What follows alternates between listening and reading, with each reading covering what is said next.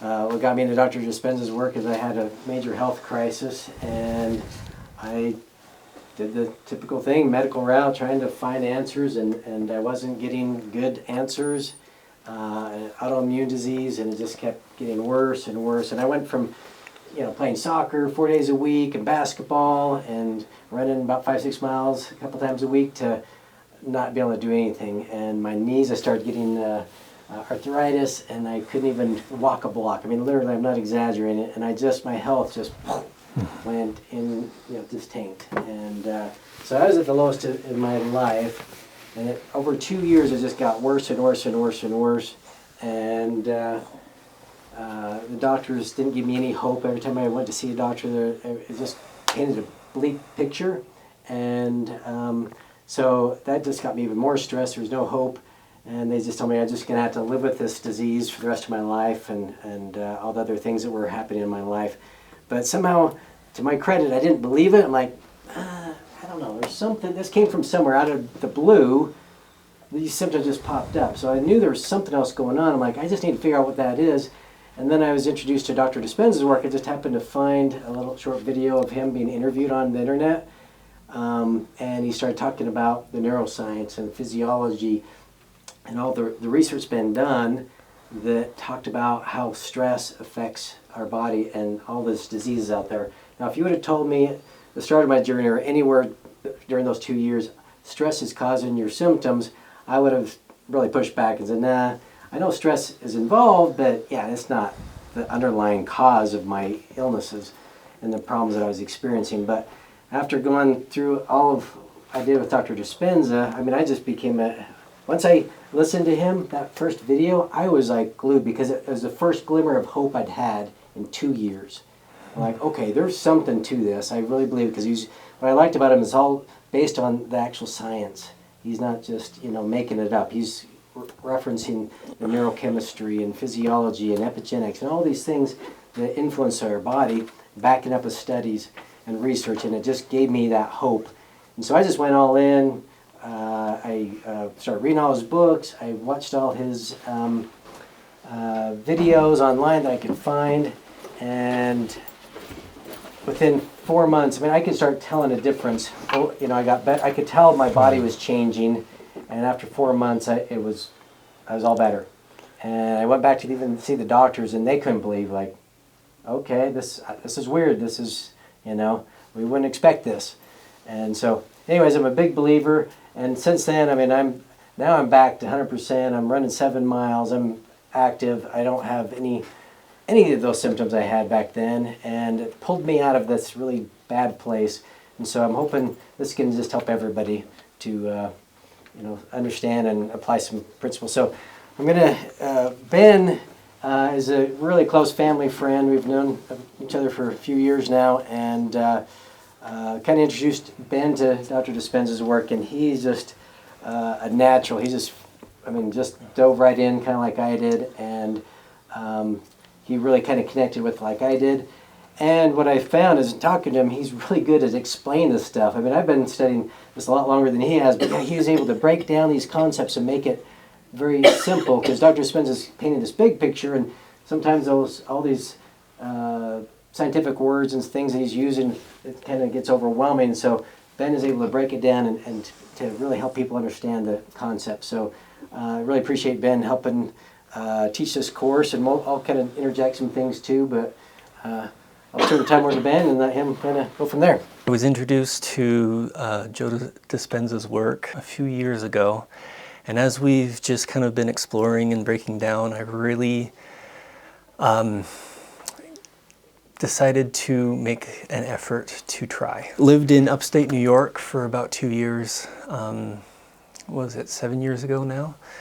And I got black mold poisoning and Lyme's disease, and it completely put me down. When I came home, my body collapsed, shut down. I was bedridden for about 10 months, and during those 10 months we went to doctor after doctor after doctor, could not find anything to help with my illness, and I just kept getting worse and worse and worse. And once we finally figured out what it was, because all of the medical industry couldn't figure it out. It was about 5 years of very, very intensive treatments and protocols, and it was very, very difficult. And then about a year ago, we took seriously Joe Dispenza's teachings and some of the principles that he has explored with science. And I said, you know, why not? Let's try it. And similar to Jim, I had a really, really remarkable experience trying this out for myself. And I'm here today telling you guys that this works. And we're not just making it up to tell a good story. But these principles are real and they're correct. And we invite you guys to try it out and promise that as you do, good things will come. A little bit more about me. I am currently a student at UVU and I'm studying English and classical studies. So anything that's old and ancient and cool, I learn about it. And I've been reading some original texts in their original language, and it's super fun. And then I'm learning how to write and present and to share my thoughts with everyone.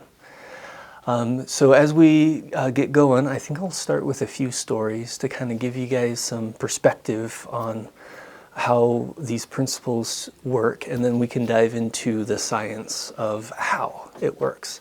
Does that sound good? So, there's a guy who was diagnosed with throat cancer and liver cancer. And when he went to the hospital, they said, okay, we're going to watch it. It doesn't look too bad, but we're going to try a couple things until, and just kind of watch it for a bit, see how it goes. And then 1 week later, he came back to the hospital and said, guys, it's getting worse. And he died 24 hours after. And when they went in to look at his body to see what was going on, the amount of cancer that was in his body wouldn't have been enough to kill him. He believed that he was dying, and so he did. Another lady, Sammy, she was severely depressed and tried to commit suicide. Luckily, it didn't work. And then she was put on an antidepressant trial run for a new drug that they were working on. And as she was going through it, she noticed that she felt like the drug was working, and it gave her more motivation. She felt more happy, and she felt like it was working. And she got a lot of hope into her life. And then, once the trial run was over, she learned she was in the placebo group, which essentially means they were giving her sugar pills. And there was actually no antidepressant drug in her pills. And so her body reacted to nothing, and she got better from it.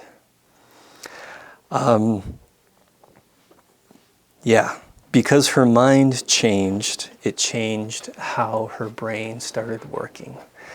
Let me tell you about another guy.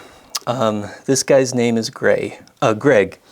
He had tumors, I think it was throughout his back. And he went to the doctors, and there wasn't really any specific treatments that they could do. And so he got really worried. And then he found, the doctor found a new supplement and drug that in its initial trial runs were very successful in helping calm down the tumors and prep for surgery. And so hey, here's these pills, let's try these out and see how they work. And told him all the benefits that the scientists had found from the trial. And he said, okay, let's go for it. And after a period of months, his tumors started shrinking and dissipating and going away. But then he found a new report came out that said that these drugs weren't working, they were ineffective, and doctors should look for other remedies. And so he was completely heartbroken, and his tumors started to come back. But the doctor looked at him and he said, dude, your tumors were dissipating. They were going away, even though this pill wasn't doing anything to them. You know, why is that? And the guy couldn't figure it out, and he started getting really, really scared and didn't know what to go. And so the doctor gave him the same pills, but under a different name, telling him it was a different pill, because he saw how much they were affecting and changing him. And his tumors started going away. And then, when he found out that it was the same trial, his tumors came back and it killed him. But my question is, how is that possible? Because it wasn't per se the specific pills that were doing the effect. It seemed like there was something more going on behind the scenes. Let me tell you about one more story. This guy's name is Vander. He came into a doctor's office and he said, Doctor, I need you to help me. And they did all these tests. He was getting really, really sick. Any food he would have, he kept vomiting and vomiting and vomiting. And the only way they could give him any water was through an IV. And any food was through a stomach pump. And Vander said, I've been cursed by a witch doctor. And the doctor said, oh, that doesn't sound right. What do you mean? And he says, he's cursed me and he's cursed my family and I'm going to die. You gotta help me figure out what to do about this.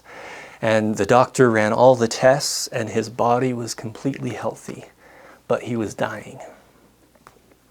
And the doctor had heard and studied a little bit more about what's called the placebo effect, which is inexplicably how people can help themselves heal by their thoughts and their beliefs. And so this doctor said, okay, let's try something. He came into Vander one day and he said, Vander, I found the voodoo doctor who cursed you. And he told me how to break your curse. I pushed him up against a tree and I demanded him to tell me how to fix you and how to break your curse. And he gave me this, and he gave him a little sugar pill. And he said, if you take this, there's a lizard in your stomach. And if we take this, it's gonna get the lizard out of your stomach and you'll be made whole. Do you want to try this? And Vander says, completely desperate at this point, and said, yeah, let's try it. So he took the sugar pill, immediately started throwing up completely, which is quite surprising because there wasn't anything left to throw up. And the doctor ran and grabbed the can, held it out for him, and then he took a lizard out of his shirt sleeve and turned around and put it into the bucket and then showed him back and says, look, the lizard is out. You are healed. And Vander walked out of the hospital completely healthy the next day. So how is that possible? There literally was nothing going on with Vander except that he believed he was cursed. And his body reacted to his belief. So my question is, how is this possible? I guess with that being said, can we start breaking down the science of how this works and how we can start to apply it into our own lives, particularly through the medium of meditation? Does that sound good? Do you guys have any questions before we jump into it? So, have you guys ever heard of mind over matter? Could someone explain that to me, to us real quick? What does that mean? Mind over matter. You don't want to do something and you just say, I'm going to do it anyways, and just kind of hunker down and do it. Right. Overcome what your body wants. Exactly. You use your mind to overcome matter. And until recently, a lot of medical communities had pretty much concluded that that was pish-posh. That was crazy. That wasn't real. None of that worked. That's just voodoo, hoodoo, way over there, and we don't touch that. We stay to actual facts. Well, the interesting thing is that once you start breaking down the science, you start realizing that all of these people, of these stories that I shared with you, all of them had one thing in common. They believed a certain thing, and that certain thing led to a specific outcome, whether for good or for bad. And that shows that our thoughts and our beliefs have power and influence over our physical bodies. And I guess we'll start breaking down how that works. So, have you guys ever heard of your subconscious? Mm-hmm. What is your subconscious mind? Could someone say? It's the part that reacts without you thinking. That's a great way to say it. That's exactly what it is.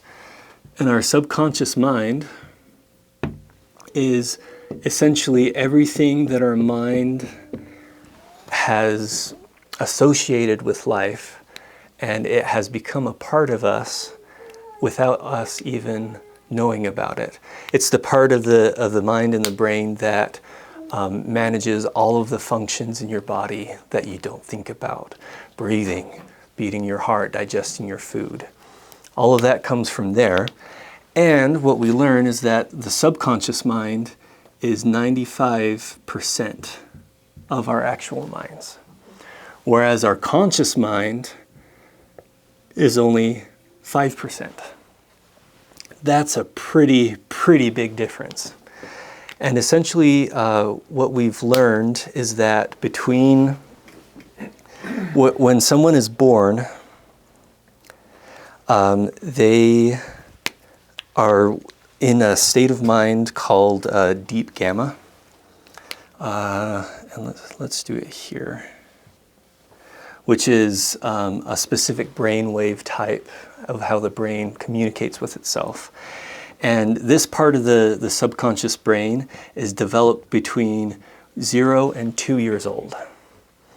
And then when from 2 years old to 6 years old, they come into the next layer of the subconscious mind, and all of their experiences that they start having through between those period of years, their subconscious starts to associate and make connections. It starts making beliefs. It starts making patterns. So let's say that this little 2-year-old runs around and he tastes ice cream for the first time. And his brain associates ice cream with a really good taste. And he says, oh, that's really good. I like that. And let's say the next day he's running around and he touches a hot stove. What do you think his brain's going to associate with that? A bunch of pain, maybe some fright. And so it's going to associate that action or that behavior with a negative consequence. And as we start going about life, we start creating positive and negative associations. And that starts to build our beliefs and our habits within our subconscious mind. And let's say one of these associations is, oh, I'm ugly. And that has become now a facet into your psyche, into your personality. That, oh, I'm not ugly. I'm ugly. I'm not beautiful. Let's say another one. Your friends at school make fun of you, and so you're annoying. Or, oh, I'm too heavy. Or, oh, I'm not smart enough, or I'm not rich enough. And so essentially what happens is between 6 and 12, in that age range, you start developing alpha brainwaves, which is like right on the rim of conscious and subconscious. It's the layer that kind of brings things up from the subconscious and bring things down from the conscious. And then it's only from 12 and on that you start getting into the beta. And that's like our very highly active focus brainwaves. It's the signals that we're very aware of. It's our thoughts that we listen to. It's the connections of like, okay, I got to go over here, so I got to move my leg this way and then that one that way. And so it's all of the very highly active and intense brain waves and signals that we're mostly conscious of. And as you can see, there's a whole realm within our minds of subconscious that we're not really aware of. And yet it has all of this influence over us of our positive associations and our negative associations. You guys with me? Any questions on that? Make sense? So what we come to find is that our subconscious becomes kind of the main conductor of our habits, of the things we're not necessarily aware of or conscious of. And it also is influence of our behaviors. All the things that we're not necessarily mindful of. Whereas our conscious brain is our waking thoughts, our waking experience. And essentially what happens is that our brains... Have you guys ever heard of neuroplasticity? Yeah, it's essentially a fancy way of saying the brain is able to make new connections when we learn. And giving us the ability to change the literal makeup and physical nature of our brains. Let me just get rid of this for us.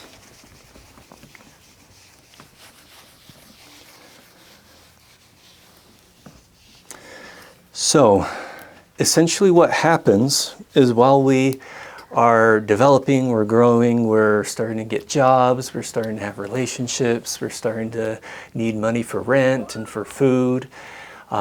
Essentially what happens is that our body gets into a state of stress. Have you guys ever heard of fight or flight? What is that reaction? It's when your physical senses sense something and you get the sudden urge to either punch someone's face in or get the heck out of there, right? And essentially, that was a very, very, very important survival mechanism, especially when we were going out gathering berries for food and that lion over in the bushes there jumps out at us. We either have the inclination to fight it off or get the heck out of there. But what has essentially happened in our modern culture and our modern lives is that lion now becomes your boss, or the new assignment you need for work, or the next paycheck that you need in order to afford food, or whatever it is. So essentially, the fight or flight response kicks us into a very, very mindful awareness of where we are in physical space and where we are in our surroundings and how much time it's going to take for me to get from here to there. Because let's say I'm here and we measured and I need to get over here. Let's say here is where I am now with my work, and let's say here is a new vacation that I really, really, really, really want to take my family on. And essentially what we've been programmed and trained to believe and do is that there is all of this time of movement, moving from here to there. And that's what we measure as time. And we are very, very good, especially with all of our physical senses, of being aware of time and space. And we realize that we have to do a lot of things between here and there in order to get there. Does that make sense? So I have to save a lot of pay stubs in order to afford that new jet ski or whatever it is. Any questions on that? No?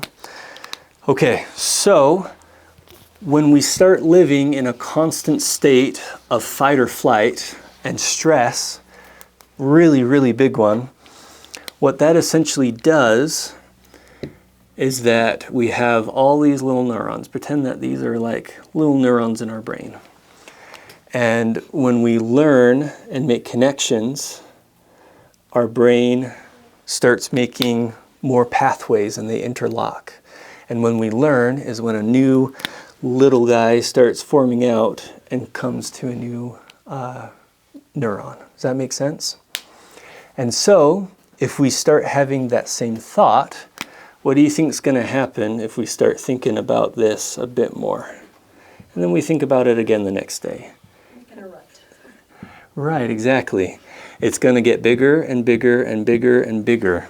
So this is basically the law of, when you practice, you're going to get good at practicing piano. You're developing those neural pathways, and the more you practice, that stronger those links between the neurons. So it becomes it's automatic. You don't have to think about it anymore. So Exactly. if you apply that to our same thoughts of negative thoughts, you're reinforcing those negative thoughts and feelings. Right, exactly. So when we start living by the stressful state or the hormones of stress, guess what's actually going on in our brains as well? We're strengthening all of those little connections and pathways in our brain that are associated with those feelings of stress, right? And as we continue to think and feel those stressful thoughts, these pathways are getting bigger and bigger and bigger until they become like super highways, until it becomes a habit, just like Jim said. That's good. So fascinating because we've all experienced, going to my grandma's house and smelling that fresh baked bread.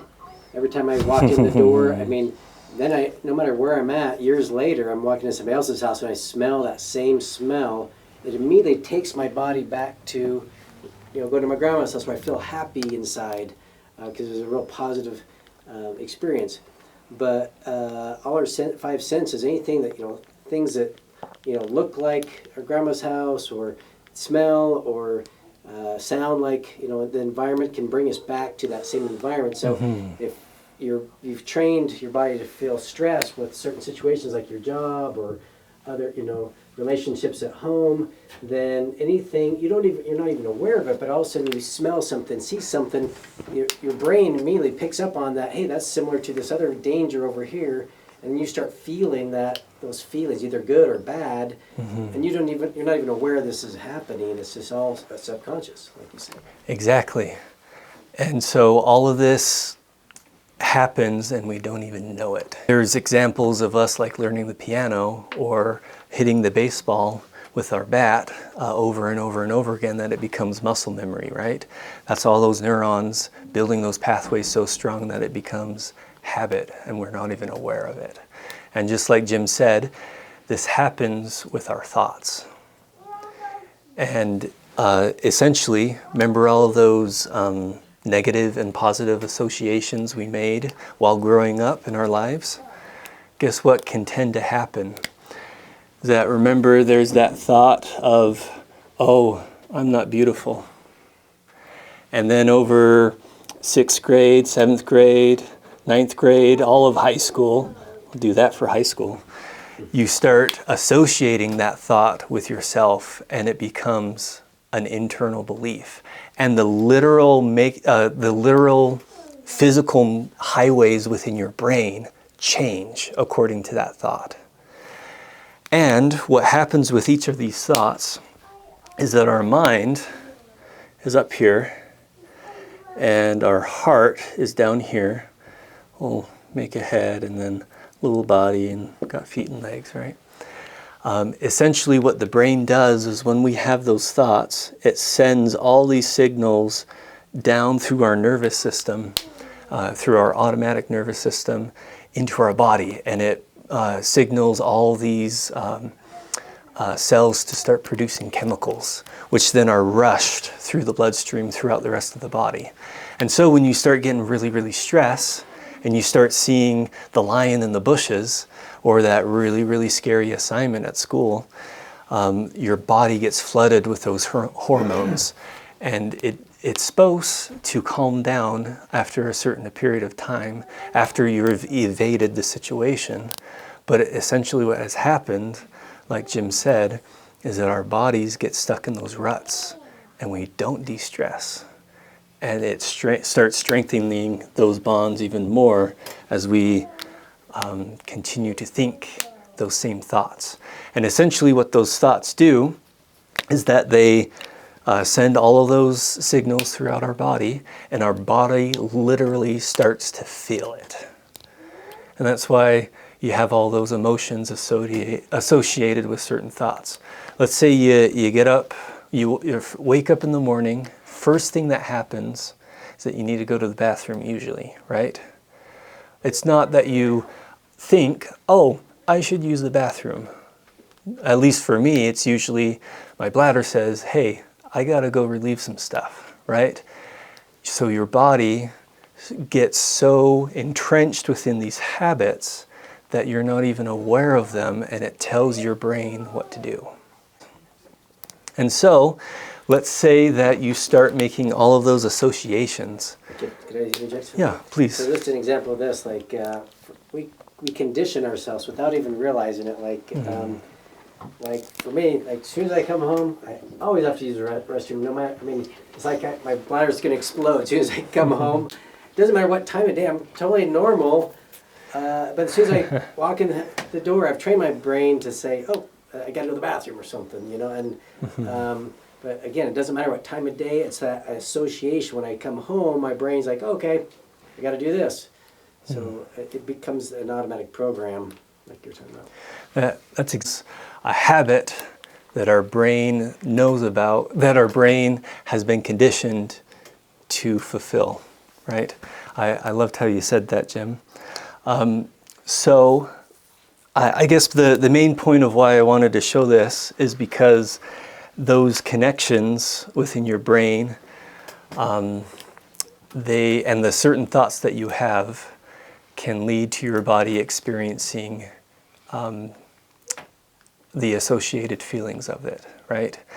And the interesting thing is that your body can't tell the difference between something that just happened and something that happened 10 years ago. It's how when you think of that most embarrassing moment of your life, and you think about it, and then all of a sudden you start feeling that embarrassment again. You're replaying that thought in your head, and you're aware that it's, you know, it's something that happened a long time ago. However, all of those neural pathways are all firing up in the same way and sending those signals throughout the body, and the body starts reacting as if it's happening in the present. Does that make sense? Yeah. Question. Please. So the neural pathways that are happening, I like the, you're emphasizing it by drawing it several times. If it's something that is more traumatic, can it happen one time, but the neural pathway be deep enough that it still causes similar experiences as if it happened over and over? Yeah. Such a deep response. Yeah, absolutely. In fact, when you have a really traumatic event, what happens is that's the startle reflex. Right. And in that moment, when you feel shock, your brain just the midbrain dumps all these chemicals into your body, and it's taking a snapshot picture of that event because it wants you to remember it, because you just told your brain, your body, I am not safe. It doesn't know if you saw a tiger or what, but all it knows is you just said, hey, I'm not safe, and the body's like, oh, I better remember this, and snap. And then it's so ingrained. But then the problem with us is we ruminate. Yeah. And we keep thinking about that bad conversation that you had with your boss, and replay it over. Well, next time I have that conversation, I'm going to say it this way. Again, you're trying to defend yourself. Your body's, it's your natural way of defending and protecting yourself for future things. Right. But then you get in that, you're just reinforcing those networks, and that's where we got to break it up, and then it becomes easier and easier. Like playing the piano becomes so easy, you don't even have to think, Well, same with our emotions. We don't have to think about it anymore. It's just automatic. We start feeling feelings like, why am I feeling this way? You don't even really realize what happened. Just sight, sounds, taste, anything can set that off, set off one of those neural networks, and now you're not feeling so good. Like, I don't feel so happy today. Why am I not happy? And then you didn't even realize that you saw something that reminded you of something negative, you know? And those negative emotions are really, really strong. Causes your body to react so strongly. I love how you put it. It's there to help you remember so that you don't do it again if it's something you did, right? So you can hold on and remember it. And essentially what Jim just explained is the whole process of how our realities are created. In the sense of we have thoughts, and based on those thoughts, we have choices. And I'm just going to say it right off the bat. I'm a very creative speller, so please forgive me for that. But our thoughts lead to choices, and then our choices leads to actions or behaviors. And then those actions and behaviors give us an experience, which then gives us feelings. Can we all agree on that model? But just as Jim explained, those feelings are super strong, and guess what they do? They influence more thoughts. And so we start having those same thoughts, those neurons get more and more thick, and those pathways get more and more deep. And so we start doing the same choices, and we start making the same actions, which lead to the same experience, which means we have the same feelings, which influence the same thoughts and the same actions and the same experiences and the same feelings. And we get stuck into this loop. And just as Jim explained, those negative associations that we make about ourselves while growing up, they are so embedded within our brains and our minds that it becomes like the natural instinct that we refer to. That's why when someone compliments a person and they say, "Oh no, that's fine. No, I'm not." Guess what that is? It's your conscious mind being mindful that you don't believe that. And it's not correct. And so that compliment's literally bouncing off. And so the trick is, if we can find a way to kind of like help that conscious mind go away so we can directly address the root source of that belief and start changing it. Because just as those connections in the brain can get stronger, they can also get weaker. That's why people who don't really practice the piano, maybe they learned it when they were in 8th grade and then did it for a couple years, then stopped all through high school. That's why they can't pick it up again. It's because those neurons have detached from each other and they've unlearned what they once knew. Right. That's the perfect analogy for it. You're literally pruning your mind. And so the trick is being able to find out what those either limiting beliefs are or those habits that are specifically from our subconscious that we've directly associated to ourselves, and then addressing them so we can prune them and essentially make those pathways smaller until they completely detach and are no longer there. So this of changing the neurons within your mind. Because now that we have this model, let's say you start adding a new thought. What's that new thought going to do? What did you guys? Right. Yeah?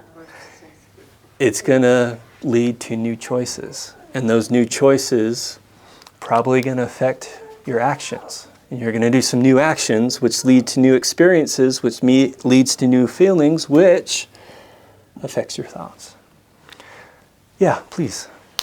So if we haven't jumped out of an airplane before, then that whole experience is probably brand new. But Right. I think more often, when we experience something new, or we have a new thought, it's related to our past experience. Right. And so there's still that strong relationship. Maybe it's new, but it's still going to be guided by, our basic assumptions, Right. Unless you interrupt it. unless you consciously Yeah. choose otherwise. Mind over matter, where you Mental say, hand slap. okay, fell out of a tree and hurt myself, but now I'm gonna jump out of a plane, and like, you have to overcome yourself, okay, how do I do that? When you have that experience, you have that rush, like, oh, this is amazing, all of a sudden you've just created all this new pathway, your brain's like, oh, this is actually, I overcame that fear, so yeah, that's a good point. It's a really, really great way to put it. And it's is that when we get stuck into these ruts of having the same feelings, having the same thoughts, which lead to the same experiences, which give us the same feelings, which influence the same thoughts, when we get stuck into that rut, those feelings can be so, so incredibly powerful. Have you guys ever been really, really angry? And I mean like ready to smash someone's car angry? That is a whole bunch of really, really, really intense chemicals flowing through your body. How long do you think it's going to take before those chemicals kind of cycle through and you're able to calm down again? Probably not. 90 seconds. That's, Yeah, say again? it's 90 seconds. That's the neuroscience behind the chemical Of reaction. the chemical Unless you reaction.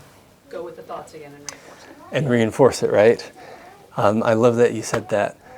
We can come out of those states, but oftentimes we keep thinking of the same things which lead to the same feelings. And they can be so strong and so powerful that our bodies can be so used to them that it becomes our literal habits. And our bodies can get addicted to that insane amount of chemistry going around. And it's not necessarily that it's good for us, but our body has become so associated with it that it doesn't know anything else. Does that process make sense? To do our own thoughts, because it does, the adrenaline and dopamine and other chemicals with stress, it's like drinking Red Bull, so you feel energized. Why? Because your body, you're telling your body I'm in danger and it needs to ramp up to fight that predator or to run away. But then if that stays in your body long term, then it's like gasoline. I mean, gasoline's great for the car, but if you start pouring it on your skin every day, slowly every day, that's going to start destroying your skin, and that's what's happened to our health, is that corrosive nature of those chemicals to get us to safety. They're not meant to be turned on all the time, and so they become corrosive to all our cells. It causes cells to convert into cancer cells and other bad cells, because it's not what we're supposed to be doing. And so, in fact, the body doesn't want to heal when you're in that state of mind, because if you got a wound on your leg, it takes a lot of energy to start healing that. But if it knows you're in danger, it's going to say, oh, let's keep all that energy in your muscles. And so it avoids healing, because it's not time to heal when you're being chased by a bear. And so once you get safe and you're back and you're quiet in your mind, okay, I feel safe. Now the body changes the chemicals, and now it's like, oh, I've got this wound, I got to start healing it. And you start healing when you can change your thoughts. And once you're able to calm down all those emotions, that's when your body has the energy to gather itself and start healing. You had a great thought. Oh, it's just every doctor, when you go in and avoid stress, and you're like, I'm sorry, I live in a modern how, and they never have an answer. Like, it's like telling those new mothers, and don't pick up anything over 8 pounds when you have a 10-pound baby. Okay, how do I not do that? And they don't have the answer. Like, do I just not know how to relax? Apparently not. Exactly, right? Your body becomes so used that it stays in that state and it can't change. And so, essentially, your reality, by staying in that state, is built by your beliefs and the way you perceive the world, and all of those thoughts and feelings you were having. And in essence, that becomes our reality, does it not? Our thoughts and feelings lead us to have experiences that reinforce those beliefs and perceptions and the way we see the world, and that is our reality, that is our state. Your brain will reframe all that stuff that happened before to match your current. Exactly. And all of these beliefs and perceptions, guess where that comes from? All of our associations we made growing up and having new experiences, which reinforces those beliefs and those perceptions about ourselves and how the world works. You nailed it right on the head. I love that. Any questions on how this works, right? I've taught children a lot, and one thing I haven't figured out, maybe you could explain it with this, is that even when they know that doing something will not bring a good result, they feel more comfortable. And they literally said that, but I'm more comfortable in a messy room. We do that too, though, don't we? I mean, Oh, yeah. I just, do we eat something sugary that we're like, I know it's not going to be good for you. I'm not, I know it. Sugar. Yeah. We eat it. And we eat it anyway, and we're like, oh, I knew, but I did it anyway. And how scary it is to put on that new dress or that new outfit that, I don't know, might show that you're actually beautiful and that you're not ugly. Please. I think also a lot of that younger decision making goes back to control, right? Like I get to control whether or not I clean this up, and so it feels better that I have chosen this, even though I could equally choose to clean it. But I made this choice, and so that feels safer than trying a new or different something else that might actually feel better, maybe be our favorite thing ever. But it's unknown until it becomes familiar. It's unknown and it's scary. And guess what? Our bodies hate it.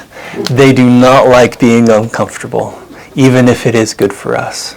And it's all about pruning those connections in our brain so that we can become more comfortable with those new things. I was just going to say, kind of like you said it, we become comfortable self-sabotaging.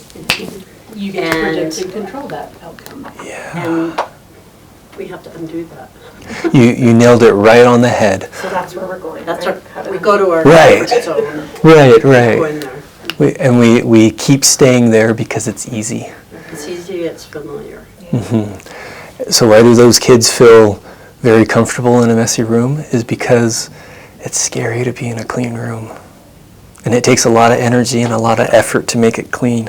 And what if they can't keep it clean? Right. I might as well just keep it messy. And you build all of those. And then I still don't feel it. Exactly. You spend all of that energy and effort for what? Just to disappoint yourself again. Because your beliefs and your perceptions are going to look for things that will reaffirm those beliefs and perceptions, which will give you the same thoughts and the same feelings, which keep you in the same state. Can we all agree on that? So, I love that you guys are making those connections. You guys are saying it so well. Do you guys want to teach the class? You're doing a lot better than me. Let's put in an example and start to frame with all this framework. Let's now put it into an example where we can start to see how meditation will help us prune our minds. Okay. This guy, let's call him Gary. Gary is sad. Why is Gary sad? Well, because he was walking along the mall and he saw a guy dressed in a really good suit and it looked great. And Gary looked at his belly and he said, oh, I'm never going to look like that. And so he found something that told him he has a gut. And he's directed a lot of his attention and focus in there. And I guess, can we build another model? Where you put your attention,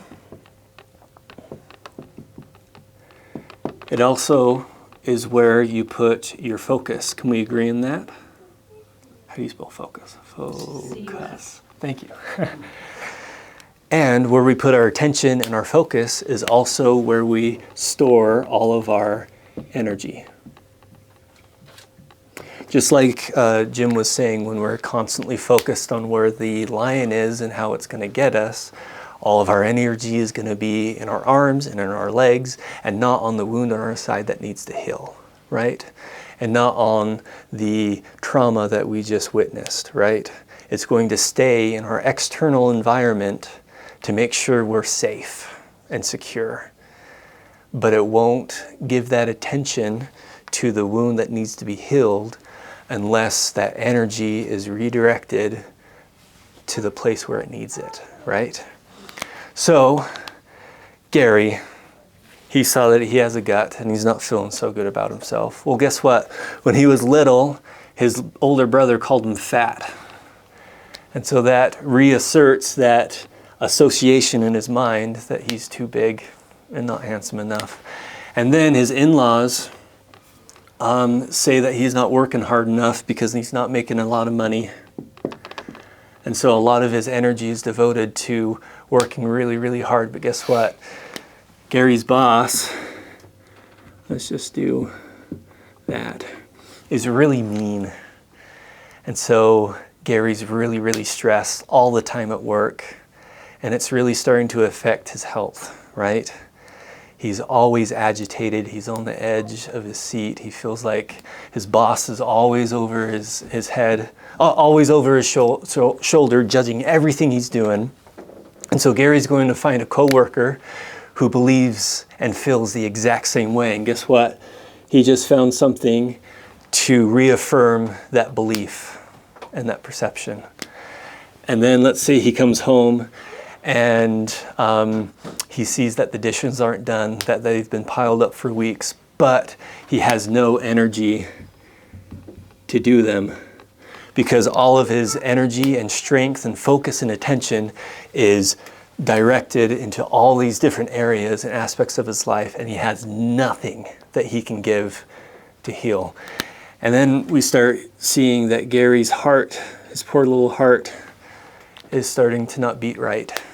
And his physical health is starting to manifest all of the energetic, I guess is the right term to use, associations that he has been living by and feeling by for years. And so, like Jim said, his cells are starting to manifest those same thoughts, the feelings and energies that is associated with those thoughts and beliefs. Does that make sense? And so his body starts to deteriorate and gets unhealthy. Or let's say something in his spine, one of his vertebrae gets pulled out of place and it hurts really bad and he's got to go see a chiropractor who then grabs it and forces it into place. Physical therapist. Chiropractor didn't do anything because he just forced more trauma into that area of soreness. And it's not necessarily that it's his spine, it's all those muscles that are pulling on it and pulling on it because of all of the stress that has nowhere to go except into his body, right? And so you can see pretty quickly that Gary's not doing so well because all of these associations, all of this energy that he's putting into his life, all of the things that he's worried about in his past, all of those things that his brother said about him being fat, about not having enough money, about the trip that he never got to go on because his boss was being rude, you know, all of that is drawing his energy and his attention away from his body. And his body does not have the energy to heal as it needs. But, and I'm sorry to tell you this, Gary, but because you have all of these associations and all of these beliefs that have been reaffirmed and reaffirmed time and time and time again, you're worried about the future. You're worried about making that next mortgage payment. You're worried about that next burger you're going to have because it might add to your gut. And whatever it is, he's investing all of his energies as well into a future that is predictable because it looks and feels the exact same way as his past. Can we see how that works? And so what does Gary do? Run out of energy. Yeah. He's going to completely burn out until his body gives out on him. And how many of us have been in that state? I think at some time or another we've all experienced that. And it's pretty rotten, guys.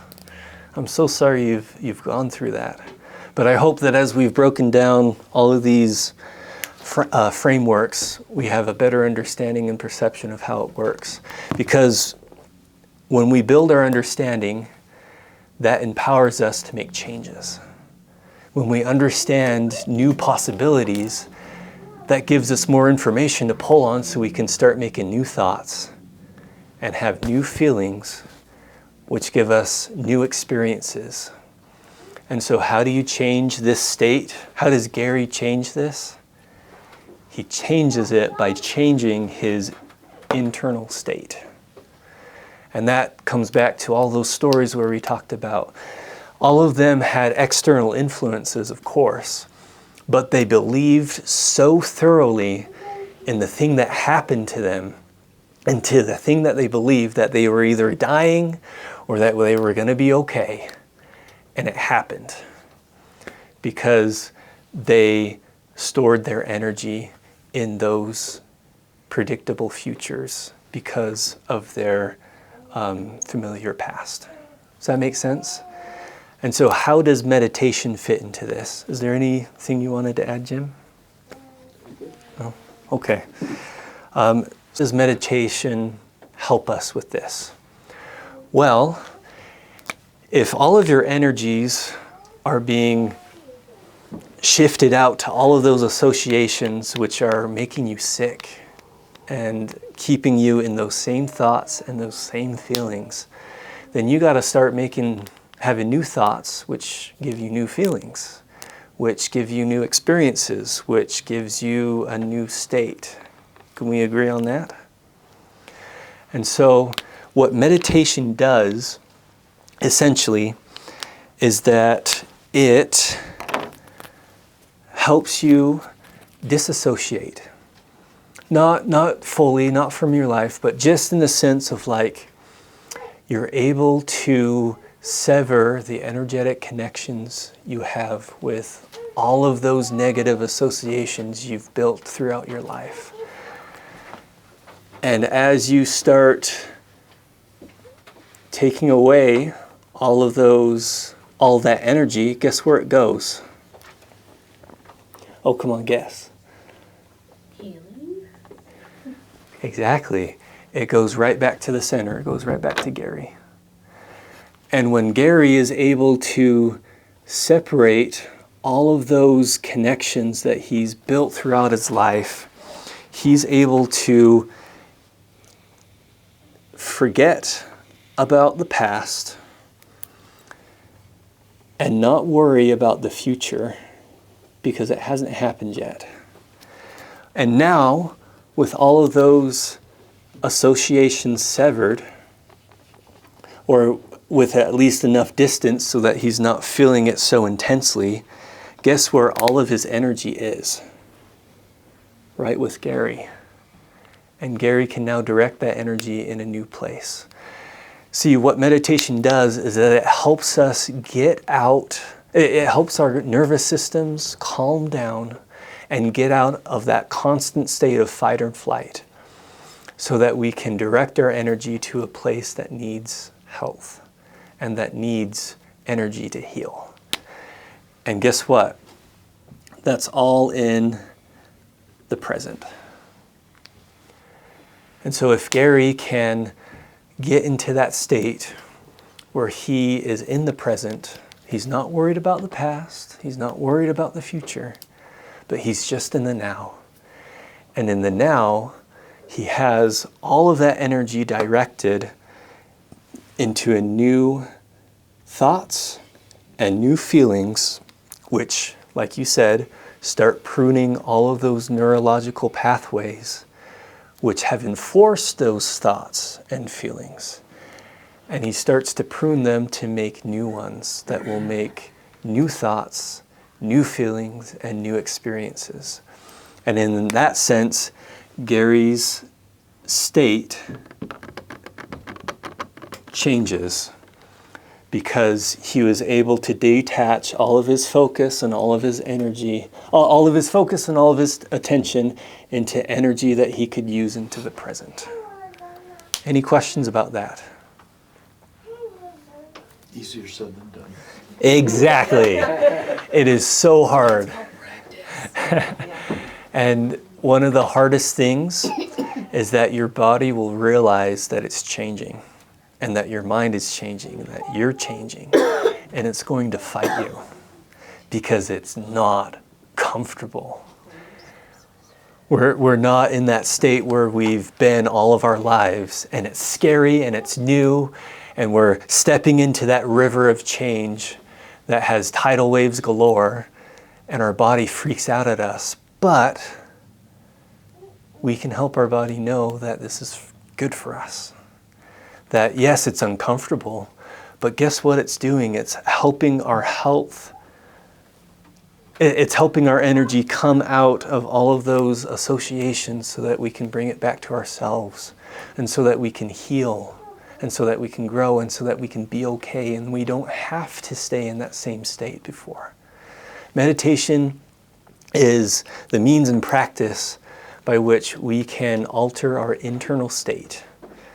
And how are we doing on time, Jim? We probably should wrap up a little bit, 5 minutes maybe. So essentially what meditation does is that it gives us the energy to start investing in our internal change. And as our internal state changes, that will then start manifesting in different ways in our external lives. Because again, it's our mind over matter, right? And I think next time we'll dive into more of the science of exactly how that works and how we can connect to what's called the quantum field. Have you guys ever heard that term? Real fancy? Inside astrophysics. Exactly, right? I'm no astrophysicist myself, but I love to learn. And I'm learning that there's no limit to what I can learn. And I don't have to stay in those same boxes that everyone else has put into my life.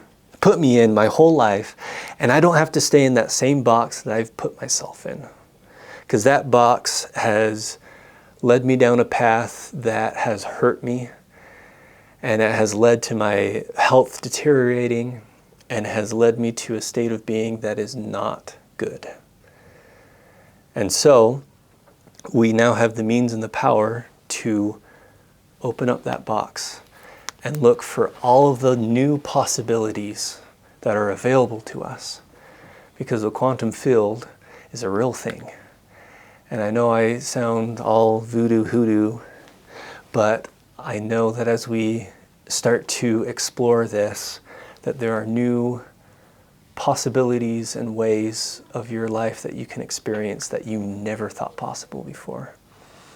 But all of that exists in the possibility of what the quantum field is and what it can do. And I've connected with it. And I can tell you by experience that it's changed my life. Not because my situation around me changed, but because my internal state did. And it started manifesting externally. So if you guys are willing to join me on this new journey down this road of change that is scary, that is new, that is exciting, that is thrilling, I know it will help you guys. And I know it will change your lives for the better. Anything else you wanted to say, Jim? That's exactly what happens with all those stressors, and that's what I had to do. 5 years ago, I had to detach all those stressors. The great thing is that I had to prune all those negative associations and build new ones. And so the meditation it's hard to do that. How do you feel optimistic when the weight of the world's on your shoulders and everything seems bleak? But when you can slow your brain waves down, all of a sudden your brain is a little bit more accepting of possibility for the future. Like, oh, okay, you're not, but when you're fully awake, all you think about all the bad things about your boss and this and that, and we're not really always honest about the things that are coming at us. We tell ourselves stories, and so you have to kind of back up. Okay, is this really all the truth? And that's how another way you can kind of detach yourself from that negative connection when you realize, okay, yeah, my boss said that to me, and that really made me feel bad, and I just felt like he was attacking me. But if I think about it more logically, I think he was just trying to help me out. I don't think he was trying to offend me. And if you think differently about things, that's what we have to do. And then through meditation, it kind of helps you kind of, you said, break those bad bonds. But that's really the key right there, learning how to prune that. And your body is going to fight. It's like riding a horse. You're going to say, hey, I want to go this way. And it's like, nope, I want to go back to the pasture. I don't want you to ride me. And so you have to kind of really take the reins. And it's hard. When I was first trying to meditate, just 5 minutes, I actually was more stressed. Sitting there 5 minutes, my body's like, oh, I don't have time for this. And my brain kept thinking of all these negative things. Oh, you got this, you got that. And it took a while, but now it's like I can do 2 hours, and it's like my alarm goes off after an hour of meditation. I'm like, what? I'm right in the middle of it. So I shut it off for another hour. Like, okay, let's keep on going. I have time. So it's amazing what you can teach your body to do and to stay in that calm state now. And so, but I think you did a great job. Any other comments or questions? Discussions every couple of weeks when Ben has some time, and love to have everybody join us again to, as we keep diving into different principles. And then at some point we'll actually talk about, there's some tricks with meditation. Meditation is, I didn't understand it. There's so many different ways you can meditate and different skills, of meditation. So there's a lot of different ways to do it, and so there's different purposes for different meditations. So I would have loved to have somebody help me figure out how to meditate and break it down. Like, okay, here's one way, or here's another way, and then kind of just take you through it and figure out how to make it easier, so you don't have to fight with your brain so much when you're first learning. It's really painful to figure out how to do that. But once you figure it out, then you're able to calm down, and then, boy, that's when you start feeling the real positive experience, had a new experience, and had new feelings, and so that just led to new thoughts, and it just builds on itself, and pretty soon all those troubles just start melting away. But that's what we're hoping to do with this course, to kind of help teach people how to do some meditation, maybe even practice some here, and but keep exploring and helping us. The more you understand this, the more your brain starts recognizing, yeah, I really do need to understand this to help myself heal. And I know for myself, when I started, I was pretty skeptical. I'm like, you mean just sitting in a room with the lights off and listening to strange music can help you feel better? It sounds really weird, right? But as I've experienced it, like Jim has said, it is a lot of effort, and it's a whole different kind of work and exercise that happens in here that's not out here. But it changes everything it has to do out here. And I think next time we'll explain a little bit more about how specifically meditation helps you connect to the quantum field, how the quantum field works, and especially how that relates to the discovery of electrons and how reality literally collapsed to help the scientists find it and then disappeared into possibility again. We'll talk about how that works and how that works in every meditation that you can do, and how to connect your thoughts and your intentions of what you want to happen, and how your feelings will draw it to you just like a magnet.